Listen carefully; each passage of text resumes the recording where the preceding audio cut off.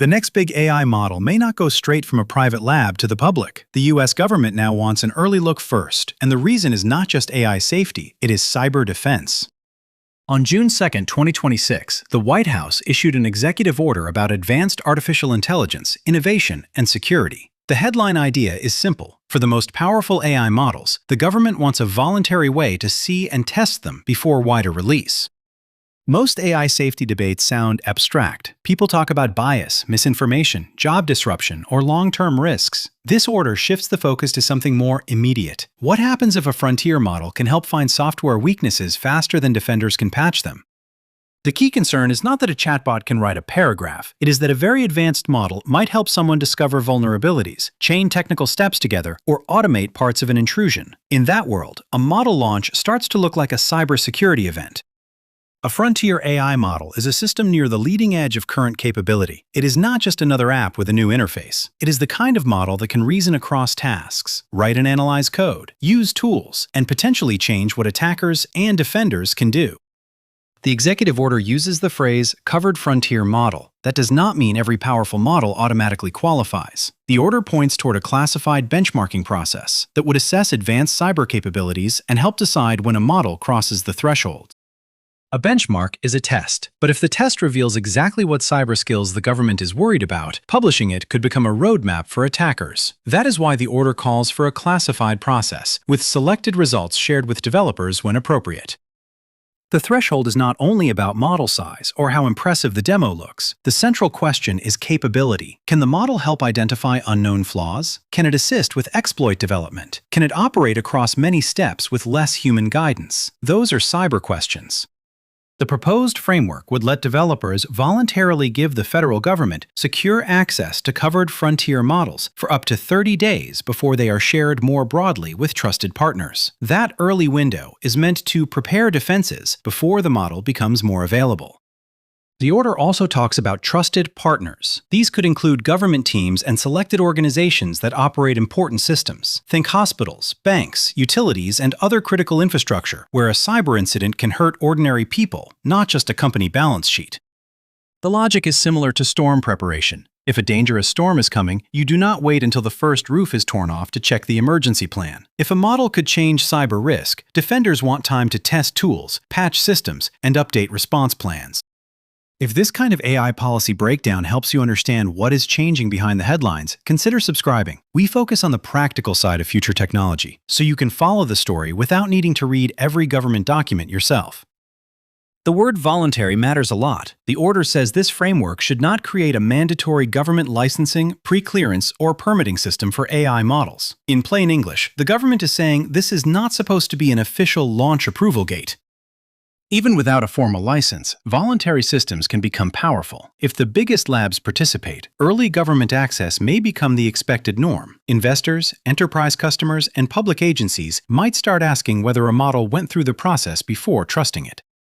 This is the subtle tension. The order avoids formal licensing, but it could still create de facto gatekeeping. If skipping the process makes a lab look reckless, then a voluntary framework can become hard to refuse, especially for companies building at the frontier. Governments already defend military networks, civilian agencies, elections, emergency services, and critical infrastructure. If a new AI model could suddenly improve cyber offense, officials do not want to learn that from a criminal incident after release. They want visibility before the risk spreads. Early access could help defenders build useful tools. A model might help scan old code, summarize vulnerability reports, test patches, or prioritize which weaknesses matter most. The hope is that responsible access lets defenders use the same technology before attackers use it widely. But the same general capability can be dangerous. A model that helps a defender understand a vulnerability might also help an attacker understand it. That dual-use nature is why cyber capability becomes the key threshold. The tool is not good or bad by itself. Context matters. Critical infrastructure is where cyber risk becomes physical and social. A hospital delay can affect patients. A utility outage can affect heat, water, or power. A small community bank can be essential to a local economy. The order treats AI cyber readiness as a public safety issue. The order also calls for an AI cybersecurity clearinghouse. The idea is to coordinate vulnerability scanning, validation, patching, and communication. That matters because finding a flaw is only step one. The harder part is making sure the right people fix it before it is exploited. Imagine, a frontier model finds a serious flaw in software used by many rural hospitals. If that discovery happens in a disconnected way, each hospital may be left to understand it alone. A coordinated process could validate the issue, contact vendors, and help prioritize a patch. AI labs may see benefits too. If they cooperate, they can show customers that they take national security seriously. They may also receive feedback about risky cyber capabilities before launch. For companies selling to government or large enterprises, that trust signal could become valuable. At the same time, labs may worry about sensitive model details leaving their own walls. Frontier models are expensive intellectual property. Early access raises questions about confidentiality, insider risk, cybersecurity of the testing environment, and whether government feedback could pressure release decisions.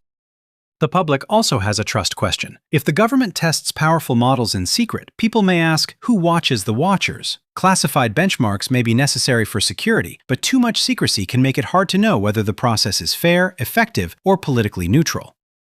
One misunderstanding to avoid is thinking the order bans model releases. Based on the text, it does not create a formal permission slip system. It creates a voluntary pathway for early access and cyber evaluation. That difference is important, even if the practical pressure could still be strong.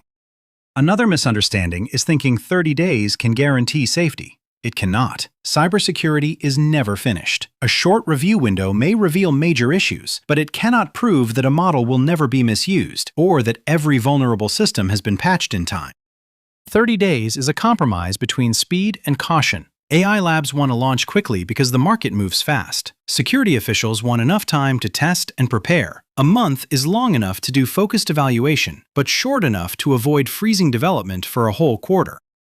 This policy also sits inside a bigger competition story. U.S. officials want American AI companies to keep moving fast, while also protecting national security. That is why the order tries to sound pro-innovation and security-focused at the same time. It is not only a safety document. Cyber is a natural place for this approach because the risks are concrete. A vulnerability can be found, a patch can be made, a network can be hardened. Compared with broad debates about artificial general intelligence, cyber preparedness gives officials a practical target for action. If this framework catches on, frontier model launches may look different. Before a splashy public release, there could be a quiet period of secure testing with government teams and selected partners. The launch story would begin before the demo video appears online.